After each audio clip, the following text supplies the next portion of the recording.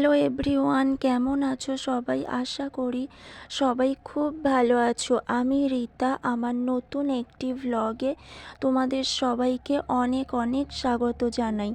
আগের দিন রাত 3টের সময় বর বাড়ি ফিরেছিল শ্মশান থেকে বাড়ি ফিরে স্নান করে ফ্রেশ হয়ে ঘুমোতে আমাদের প্রায় 4টে সাড়ে 4টে বেজে গিয়েছিল।